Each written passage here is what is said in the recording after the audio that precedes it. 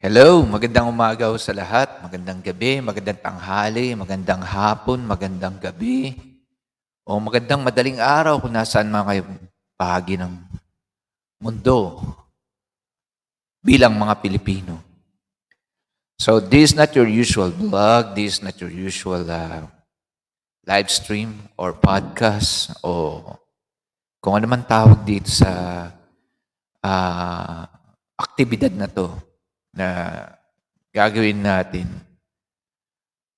Not on my behalf, not on my channel's benefit, not on anybody's benefit, but for the benefit of the whole collective effort of the Filipino. So, as the title implies, as pinaparating ng uh, pamagat ng ating presentasyon or content sa araw na ito, ito'y isang simpleng panawagan na sana'y umalingaw-ngaw, magpaulit-ulit, at maging tuntungan ng bawat Pilipino na maaaring makarinig nito. Isa o dalawa, higit sa 3, walang problema. Napakahalaga sa akin ng lahat ng yan. At makakaasa kayo na mula ngayon sa aking pagsisikap, pipilitin ko na ikilos ito,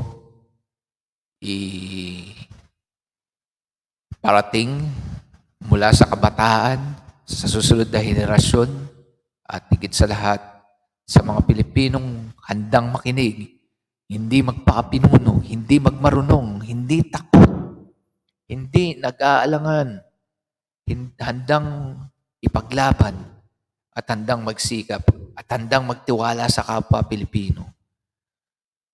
So, simulan natin sa simpleng presentasyong to.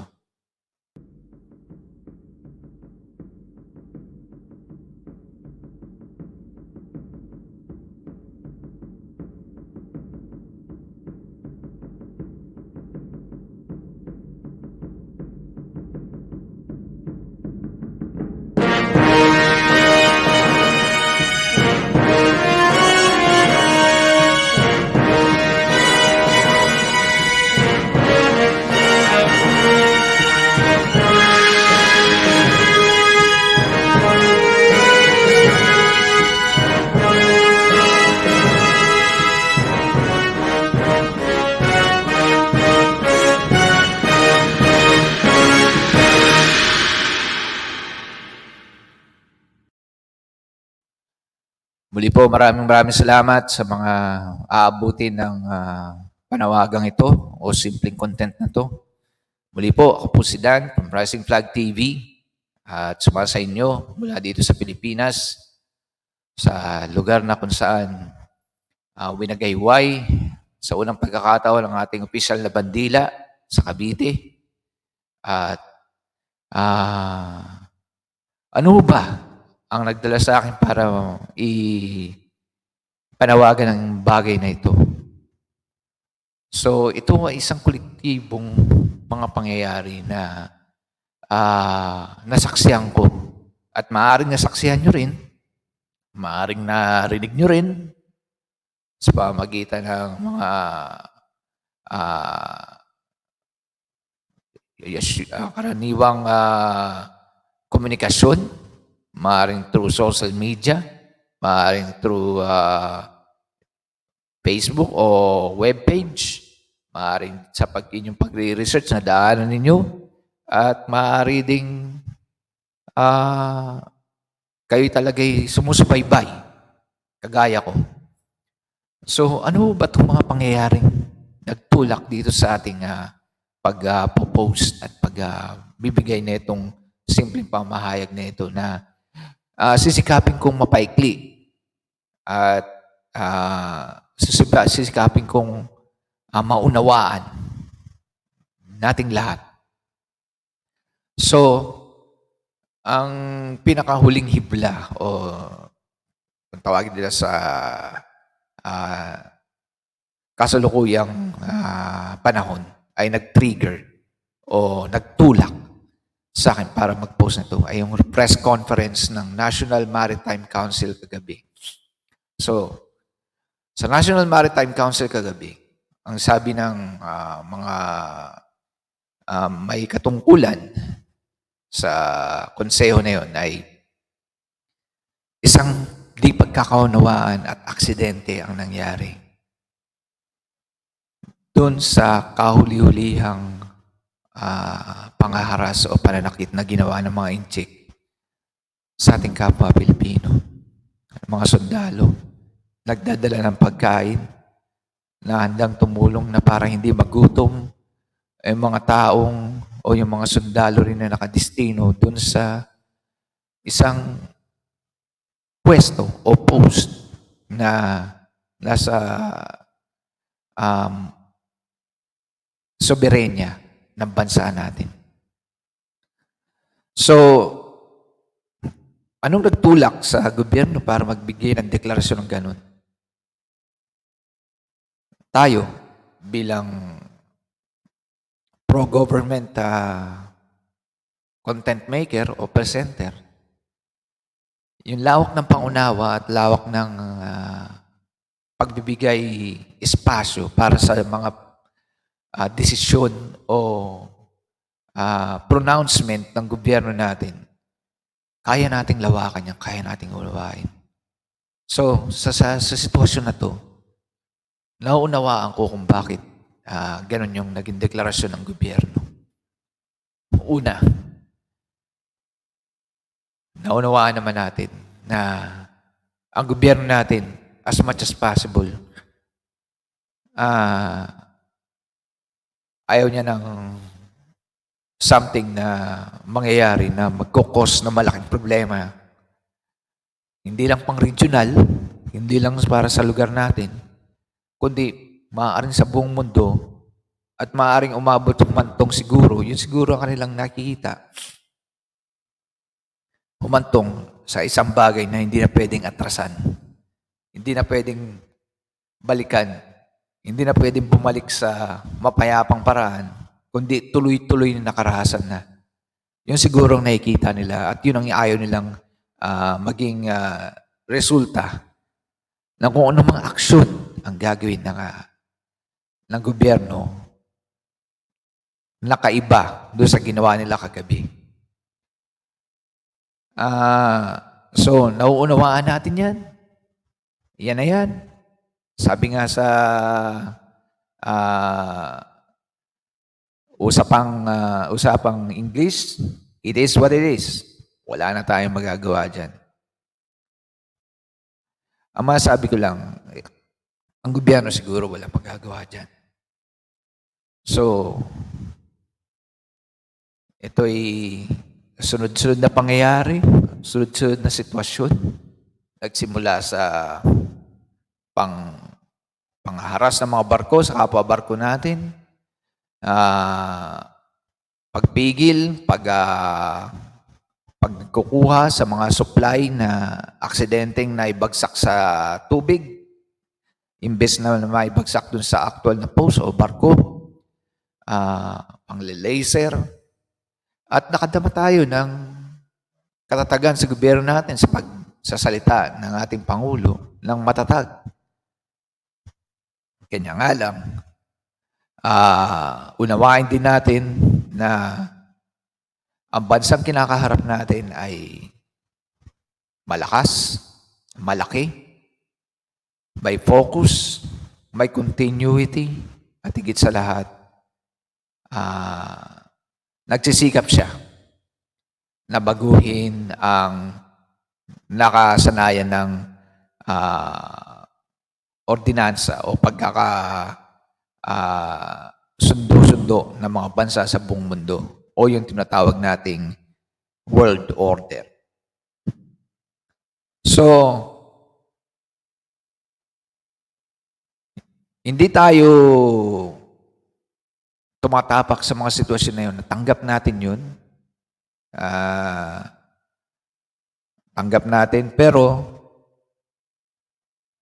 kailangan may magbago. Kailangan may kilos na mangyari, kailangan na may ah, pagkakaiba. Bakit ko nasabi?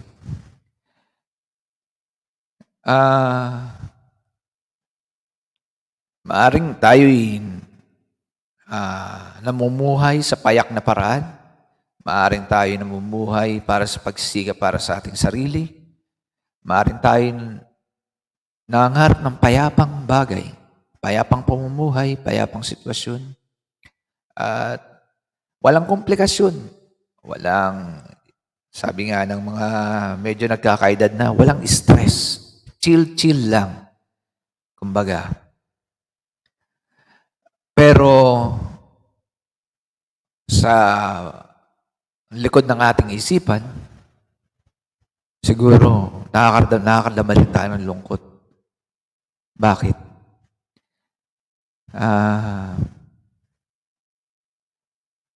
Kailan ba tayo lumaya? 1898.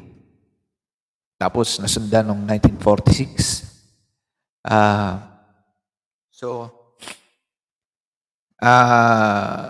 Dumaan tayo sa serye ng mga impluensya ng mga bansa.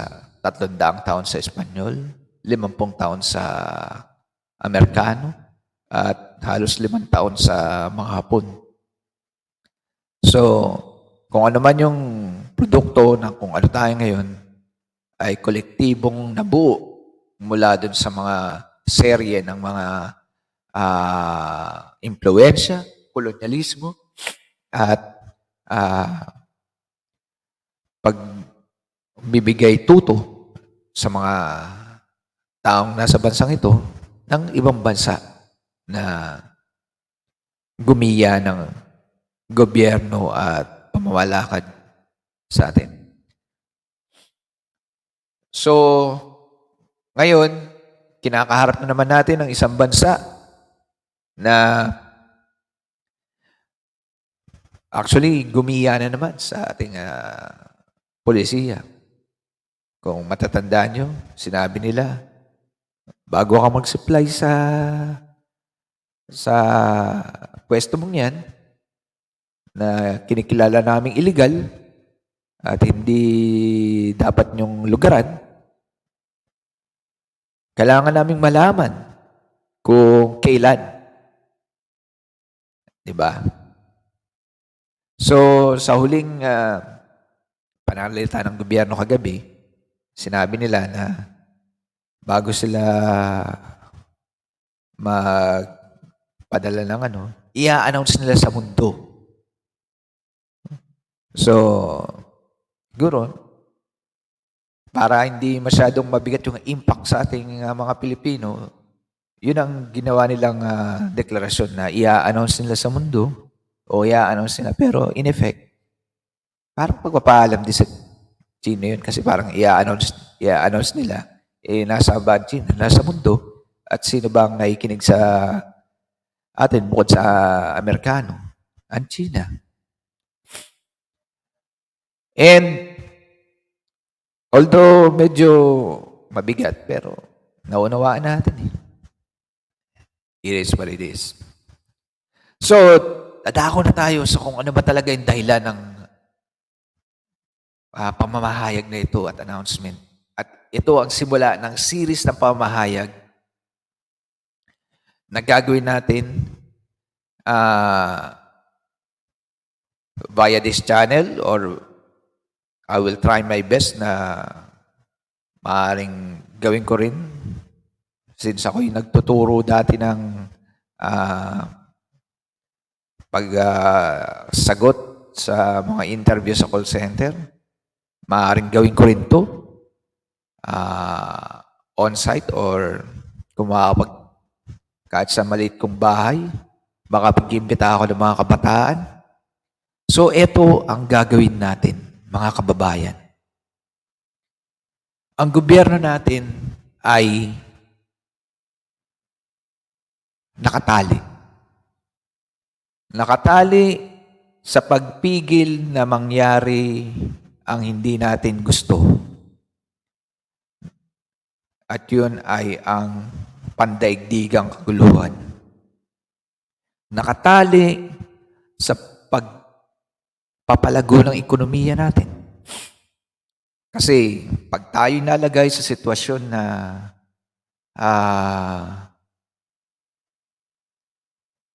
maaring wala ng atrasan at malaking kaguluhan, matitigil ang ekonomiya natin, matitigil ang pangangarap natin.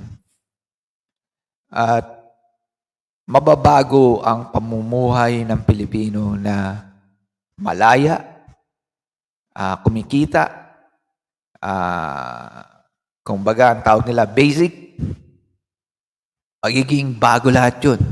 Magkakaroon ng pagkilos, pagtatago, kakulangan ng pagkain, at pagsubok at kalungkutan dahil siguradong may lalaban, siguradong may titindig at makakarinig tayo ng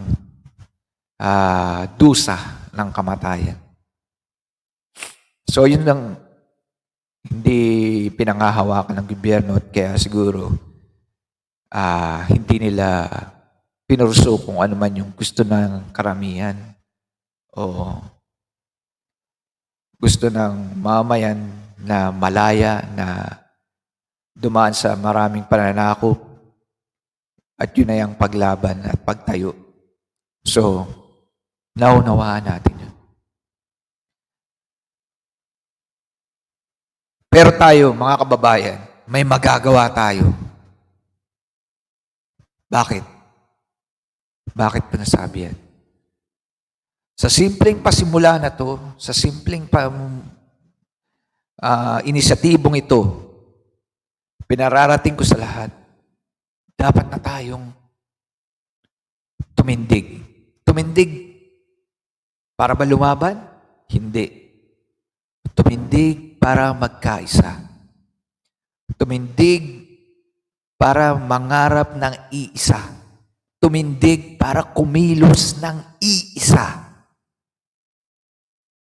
Maaring 2 tayo, 3 sa ngayon, 4, 5, 6, 7, 8, 9, 10. Pero sa pagsisikap, sa pagsasabi ng bagay na to, sa paulit-ulit na pagpapakilos sa ating isipan, sa ating pangarap, sa ating damdamin, dadami at dadami tayo.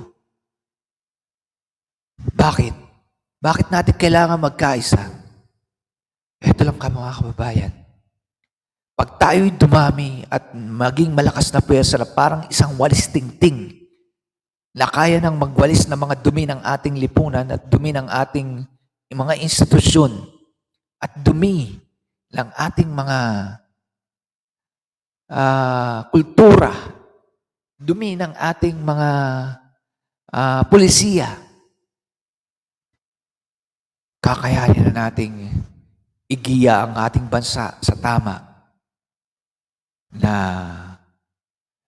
pwede tayong mangarap, pwede tayong mag-isip na walang korupsyon, pwede tayong mangarap ng isang miyembro ng legislatura, miyembro ng eksekutiba, miyembro ng judiciary na matatag, malinis, matibay. Pero, hindi tayo nag-a-advocacy ng karahasan. Hindi ito yung usual na pagkilos o revolusyon na ang tinatakbo natin ay armas. Ito ay revolusyon sa kalooban natin. Yung sinasabi nga ni Apo Lakay, revolution from the center. Pero ang revolution from the center na ginawa niya ay revolution from mula sa syudad papunta sa kabukiran. Ito, mula sa sentro ng ating pagkatao, mula sa himaymay ng ating kalooban, pauusbungin natin, palalakihin natin, at pasisidiin natin para tayo mismo, sa ating sarili, magbigkis-bigkis tayo para tumatag, para makakilos, para tapusin na natin itong mga talikala, mga kulturang ito Hindi ko minamasama ang kultura ng Pilipino. Hindi ko minamasama yung existing na kultura, pero dagdagan natin. At dagdagan natin ng mas magandang kultura. Kultura na hindi nababase sa kasayahan, hindi nababase sa kataasan ng ating pagkatao, ngunit nababase sa kung ano ang tama at ang ninanais natin para sa bansang ito. So, ang nais ng pamahayag na ito ay malaman natin na magkaisa na tayo. Magbigkis-bigkis para pag tayo may sapat ng bilang, maaari na tayong maghalal ng tamang tao, maaari na tayong bigay ng tamang payo na kung susundin man o hindi, basta nasabi natin, pero hindi tayo aabot sa puntong magtatanggal ng gobyerno. Basta tayo'y handa lang magsabi, handa lang magkritisismo, handa lang matuwa, handa lang mangarap, handa lang kumilos bilang isang unit o nagkakaisang kolektibong mga tao. So ano ba ang maaani natin kung sakaling magkaisa-isa tayo? Una nga, makakapaghalal tayo ng tamang mga tao. Ikalawa, makakatulong tayo sa gobyerno. Makakatulong tayo sa kapwa natin. Sa anong paraan? Kung ano man ang hindi magawa ng gobyerno natin, maaari natin gawin. Actually, nagagawa na natin yan. Una, sa pagkakalat ng mga pulisiya at pagbibigay ng katwiran sa mga aksyon ng mga gobyerno natin, nagagawa na natin yan. Pero may higit pa tayong magagawa liban dyan. Ano? Ang magtulong-tulong para makapagpagawa ng mga armas na malalakas na maaari nating ibigay sa gobyerno, magtulong-tulong para maipush natin ang agrikultura na tayo mismo ang kumikilos para mapamura ang mga produkto dahil hindi tayo yung usual na mga magsasaka na nag-aasam ng kikitain, kundi ipapakita natin sa mga mamayan na ang isang malaking grupo ng tao na kumikilos na parang nagkakaisa, yun lang, kikita na tayo. Kung gustong i-content ng lahat, kung lahat ng nagkakaisang tao gustong kamerahan habang kumikilos siya, nagtutulungan, mag-subscribean para makabuo ng bilang, para kumita. Isipin niyo mga kabayan. Actually, ginagawa na natin yan eh. Yung tinatawag nating palaisdaan, tamsakan. Ba't di natin gawing tamsakan ng 31 million ng mga Pilipino? Kung talagang gusto nyong kumita. Pero, nag-aambaga na tayo, nagpapaliparan tayo. Pero kung tayo mismo, eto, kung papalarin, kung channel ko, umabot dun sa maaring isipin ng iba dyan, pansariling interest yan. Maaring isipin ng iba dyan, yan, lumalabas na yung tunay na sinasabi gustong targetin yan, ang kumita, ang pagkakitaan ng mga tao, which maaaring sa ibang channel ay totoo. Kasi hindi naman sila mag-e-effort ng ganyan. Kung hindi gusto nilang kumita.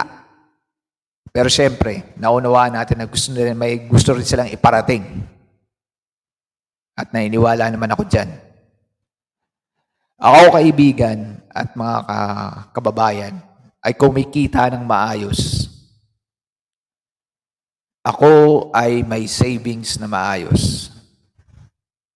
Pero kung sakaling makarating tong channel ko sa tagumpay na tinatamasa ng ibang naglilinya sa ganitong pamamaraan, makakasiguro kayo na kung ano man ang kikitain nito ay lalagak ko para sa pagkakaisa, para sa pag-ahon pa, sa pagbangon ng kulturang tama, sa pagbangon ng matatag, nagkakaisa at nangangarap na Pilipino.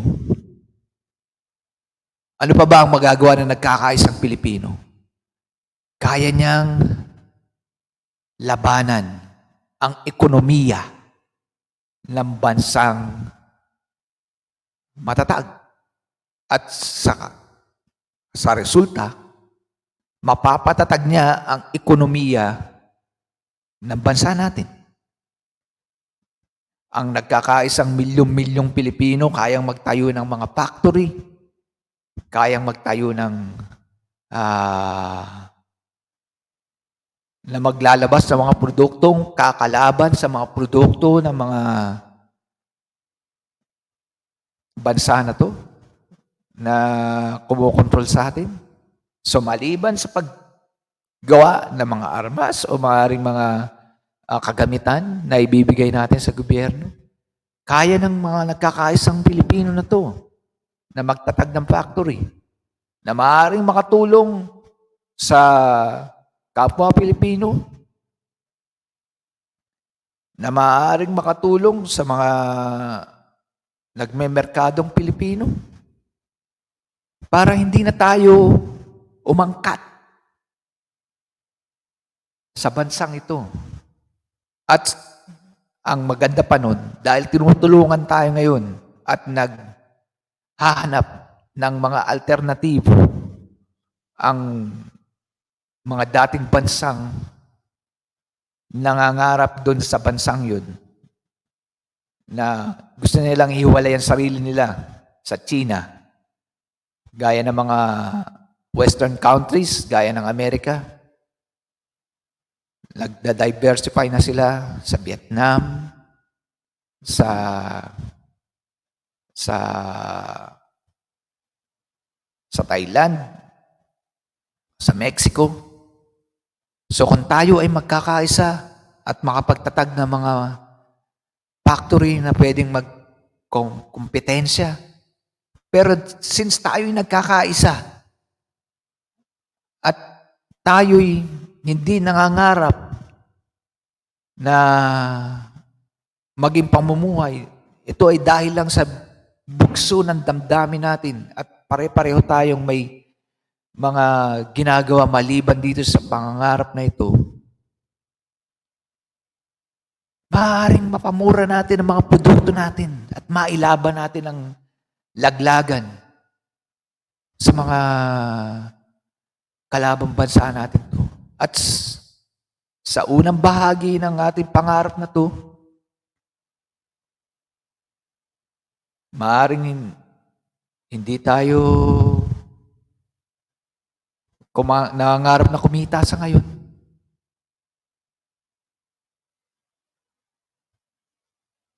Makukuha natin ang investment, ang pagtitiwala, ang negosyo ng mga bansang ito na ngayon ay konektado sa China. Ganyan din nagsimula ang China. Murang, actually hanggang sa kasalukuyan, napakamura ng kanilang pagtatrabaho.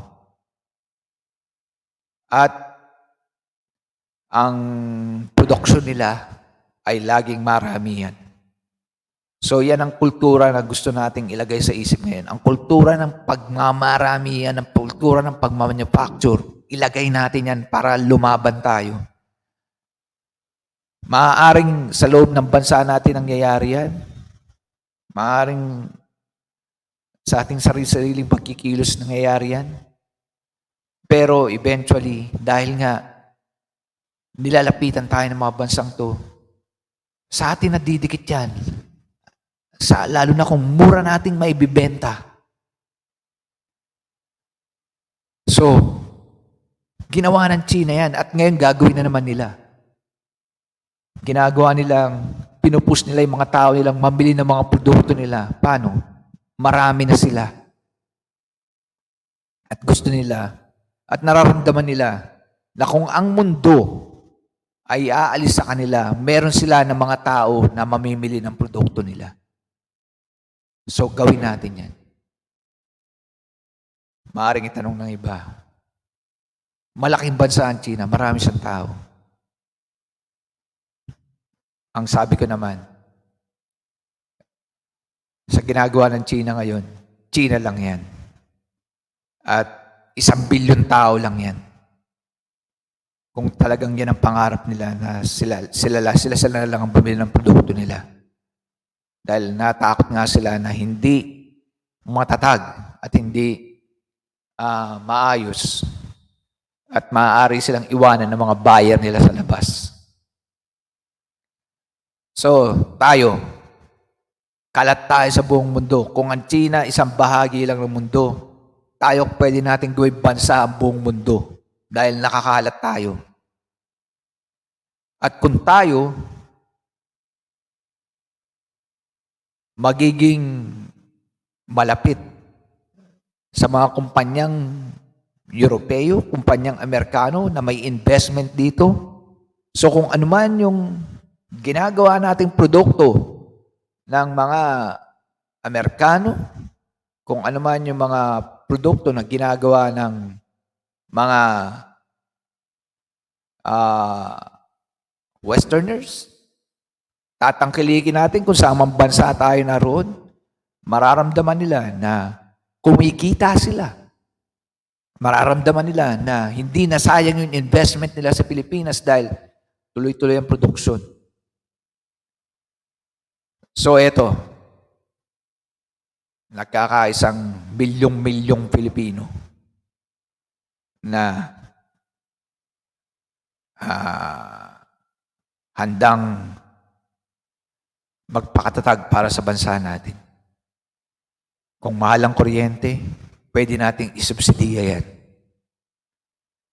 Kung naghahanap ng magandang sahod ang mga Pilipino na maaaring magtrabaho sa mga factory na tinatag natin, pwede nating isubsidiya yan. Basta ang mahalaga, nagkakaisa tayo sa ngayon. Basta ang mahalaga. At maaaring pagtawanan itong mga inisyatibong ito. Pero alam niyo ba,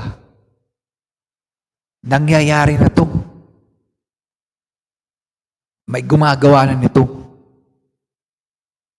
Hindi nga lang,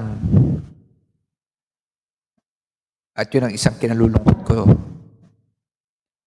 hindi nga lang nakaangkla sa pagpapaunlad ng bansa. Hindi nga lang nakaangkla sa pagpapaunlad ng mga institusyon.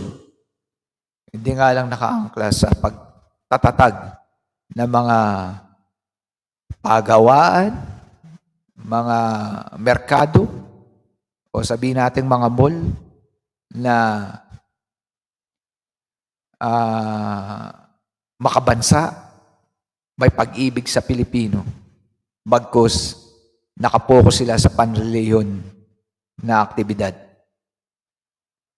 Ang sinasabi ko po ay ang reliyon ng marami sa mga kamag-anak ko. Yan ang Iglesia ni Cristo. Tatalakayin ko ng detalye sa mga susunod na pamahayag. So, ito po ang gawain ng Iglesia ni Cristo, mga kababayan.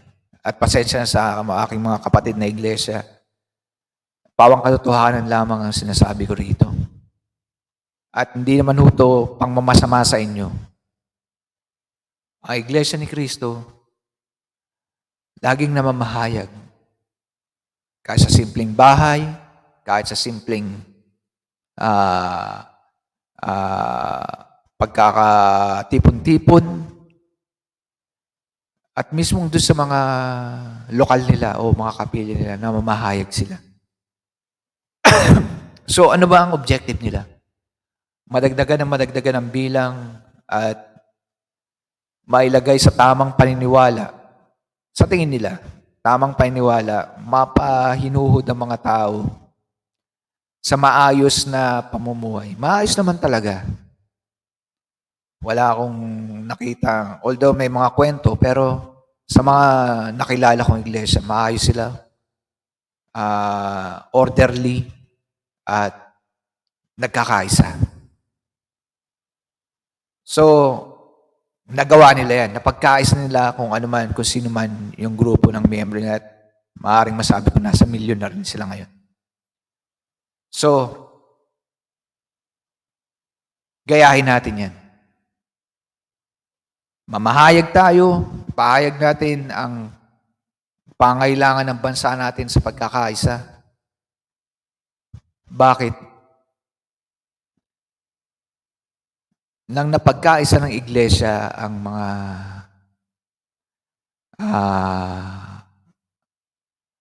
miyembro nila, napagkakaisa din nila sa pagtutulungan, sa pananalapian, sa pag-aambagan, maliit, malaki. At dahil marami sila, nakakalikom sila para sa ipagtatayo ng mga panibagong kapilya, panibagong pamahayag, pagtulong sa mga tagapamahayag nila na makapamuhay kahit na sila ay nakapokus sa ganung mga aktibidad ng pamahayag, yung mga ministro. Nagagawa nila dahil nagtitiwala, nagkakais sila.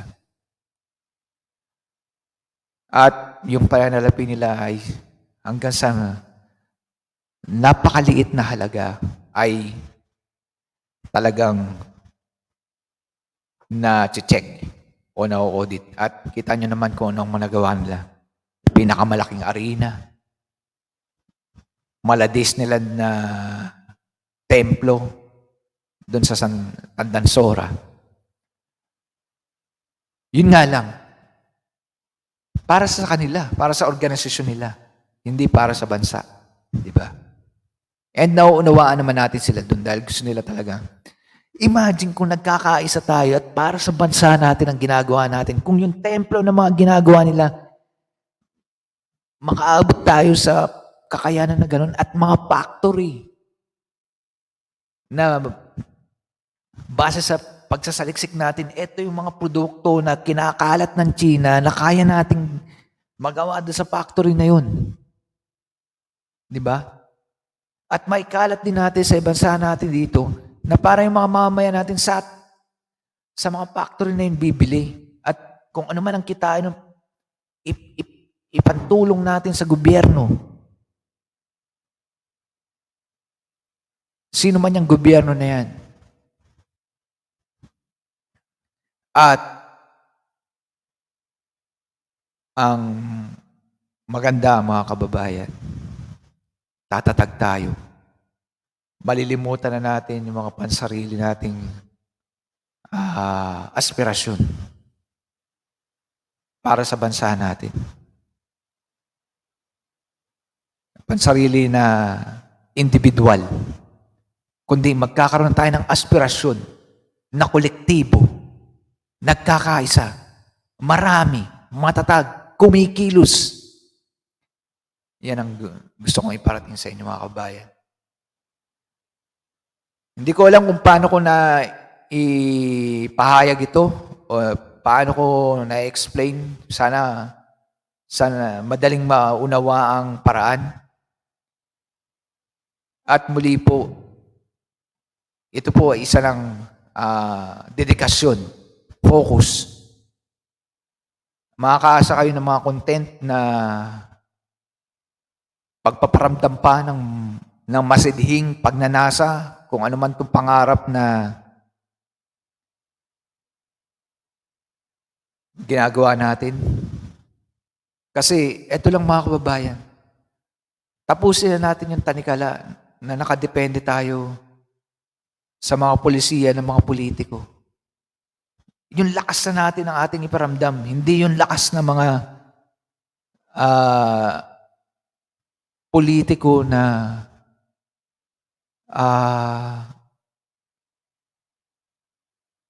maaaring dahil na rin sa kahinaan ng kalagayan natin na hindi naman nila kasalanan, ay hindi rin talaga makakilos ng naaayon sa kagustuhan natin at naunawaan natin yun. Pero tayo, kumilos na tayo dito sa bansa natin. Magkaisa na tayo. Bigyan na natin ng masidhing pagnanasa to. Maaaring nagtatrabaho tayo sa ibang larangan, pero magbigay tayo ng oras. Bigyan natin ng panahon. At kung sa ngayon ay hindi tayo inaabot ng pangarap na to, sa konting oras ng pakikinig, sa konting oras ng pakikipagtalas-talasan sa mga kapwa nyo dyan kung nasaan man kayo, at iparating nyo sa atin kung saan man tayo makarating, na handa na tayong magkaisa, handa na tayong magpakatatag, handa na tayong iangat ang ating mga sarili, handa na tayong iangat ang ating nagkakaisang pangarap. Kung hindi kakayanin ng gobyerno natin, kaya nating lahat. Kaya natin mga Pilipino. Kung hindi naman kakayanin ng gobyerno natin na kung sa anumang dahilan, kung sa kahinaan nila, o korupsyon ng mga ibang taong nasa kalaylayan, nasa kalagitnaan, o nasa mga taong nasa malapit sa nakakataas na posisyon, ito na ang panahon para mapigilan natin yan. Hindi sa paghanap sa kanila na yan. Sigurado namang wala tayong kakayahan sa ngayon. Ngunit para magkaroon ng alternatibong kilos, alternatibong galaw na hindi nadadaan sa mga opisyal na yan, kundi sa atin na, sa inisyatibo na natin. Yan na ang gawin natin ngayon mga kababayan.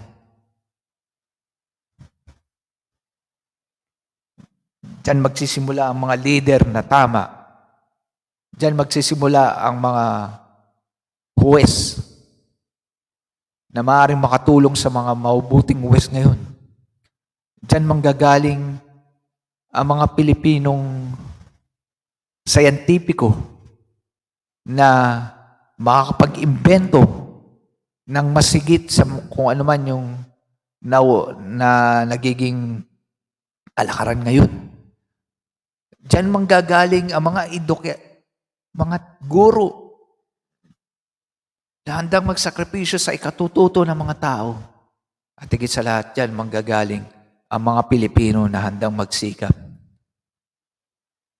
para magbigkis na tayo at mangarap ng isang matatag na bansa na hindi tumutungtong sa tulong ng ibang bansa para lang may